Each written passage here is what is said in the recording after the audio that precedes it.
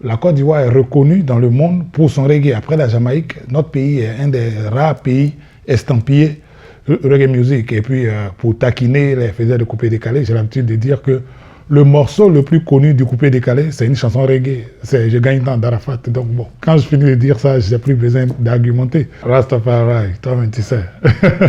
Bonjour. Ouais, on va dire c'est un rendez-vous annuel qu'on a instauré depuis quelques années. On avait commencé par faire ce qu'on appelait la réunion de famille, qui est un événement qu'on organisait donc chaque année. L'année dernière, ça a coïncidé avec la célébration des 30 ans de carrière. Et donc, c'était un événement spécial. Cette année, on reprend, on va dire, l'esprit de la réunion de famille, mais étant donné qu'il y a quelques absentéistes, cette année, le conseil a été baptisé la convocation. Parce que quand il y a une réunion, il faut recevoir la convocation et répondre à la convocation. Donc, cette année, le titre du concert montre un peu le côté impératif de la présence de tous les fans, de tous les gars du mouvement. Quand les temps sont durs, il faut se mettre ensemble et avancer. Et c'est l'esprit, c'est toujours l'esprit de la réunion de famille. Voilà. En général, dans nos spectacles, il y a des sons avec le band, il y a des chansons plus acoustiques, il y a des a cappella improvisés, mais il y a toujours, on va dire, toute ma galaxie artistique autour. Et en temps normal, c'est présenté sous certaines formes. Cette année, pour ce show, on a 2 orchestres différents, avec 2 bands donc, et puis on a des invités surprises. On a la chance d'avoir des fans qui viennent à presque tous les spectacles et ça nous oblige à nous renouveler, nous. On ne peut pas présenter le même spectacle. Ceux qui ont vu le spectacle du Palais de la Culture l'année dernière peuvent être sûrs qu'ils ne verront pas le même spectacle parce qu'il y a vraiment ce souci de toujours proposer du neuf, de toujours proposer des choses nouvelles. Et puis bon, comme dans tous nos grands rendez-vous, on en profite pour tester de nouvelles chansons. Donc il y aura sûrement de nouvelles chansons qui seront proposées au public. Chaque fois qu'on parle de faire une sorte de comparaison entre le reggae et les styles nouveaux comme le coupé décalé, le rap ivoire ou le biama, je rigole un peu parce que le reggae n'est pas une mode et ne sera jamais une mode. Le reggae, c'est une façon d'être. Et les amnésiques pense que c'est une musique qui peut passer, mais les premiers artistes de Côte d'Ivoire à être allés à l'international, à avoir fait des grandes scènes à l'international, c'est des artistes de reggae. La Côte d'Ivoire est reconnue dans le monde pour son reggae. Après la Jamaïque, notre pays est un des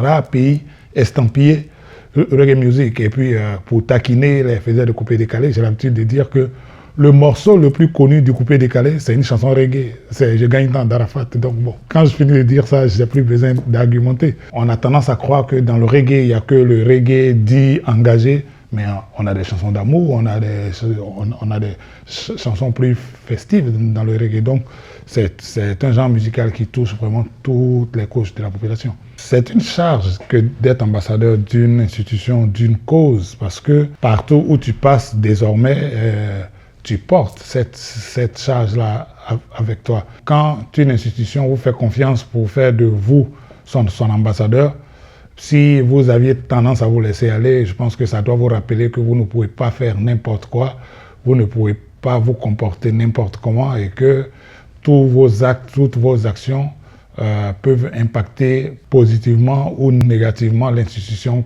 que vous représentez. Donc c'est une charge. Moi je porte avec fierté toutes les charges que j'ai, que ce soit en tant qu'ambassadeur de la Page Blanche, de Amnesty International, de la Croix-Rouge ou même de l'ONG Umboado. C'est des charges que je porte avec fierté parce que c'est la preuve de la reconnaissance du travail que je fais.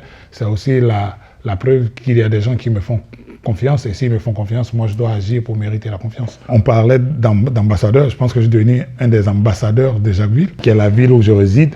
Moi je suis de ceux qui pensent que quand on vit à un endroit, il faut impacter. Donc moi ce que j'essaie de faire, c'est de ramener un peu tout ce que je fais, toutes les valeurs que je porte au niveau de Jacquesville. On a essayé de monter l'espace qu'est la Hacienda aujourd'hui pour créer un pool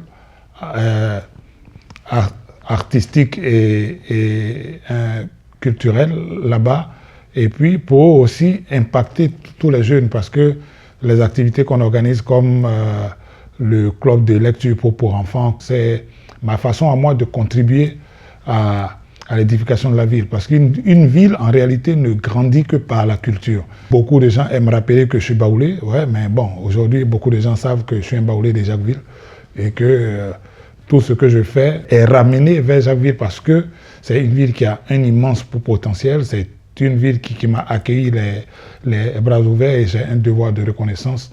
Bon, s'il y a des gens qui sont encore indécis, je pense que la seule pensée qu'ils doivent avoir, c'est ne pas se faire raconter le 12 octobre. Parce que quand on n'est pas venu à ce genre de rendez-vous, on est réduit à voir les extraits des vidéos sur Internet. Or, cette date-là, il va se passer vraiment de très très belles choses. J'ai déjà vu les répétitions des autres artistes invités.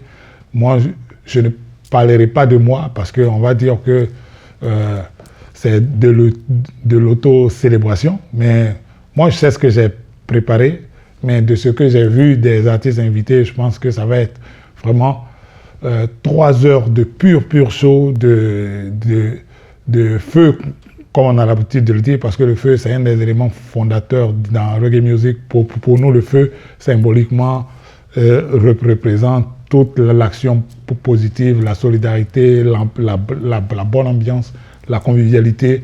Et puis, je pense que ça va être, pour ceux qui n'ont pas l'habitude de venir à nos spectacles, ils vont découvrir ce que c'est qu'un vrai show de reggae dans toutes ses composantes, parce que toutes les déclinaisons du reggae vont être représentées ce jour-là. On va partir du roots jusqu'au dancehall, on va aller des chansons lovers jusqu'aux plus engagés. Il y aura vraiment à boire et à manger. Donc c'est tout ce que moi j'ai à dire pour ceux qui, jusqu'à présent, ne semblent pas se décider. Mais puis, en même temps, il faut qu'ils se décident vite, parce que si au moment où ils se décident, il n'y a plus de tickets, bon, ça, ce ne sera pas ma faute. Rendez-vous le 12 octobre et puis big up à toute l'équipe d'Abidjan.net.